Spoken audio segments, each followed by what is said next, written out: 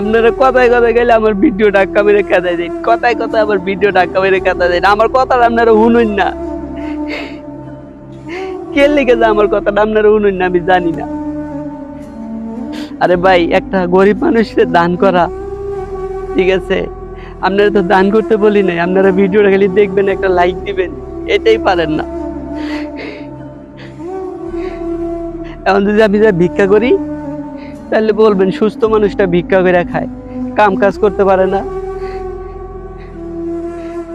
বর্তমান যুগে আপনি কাজ করে কি করতে পারবেন?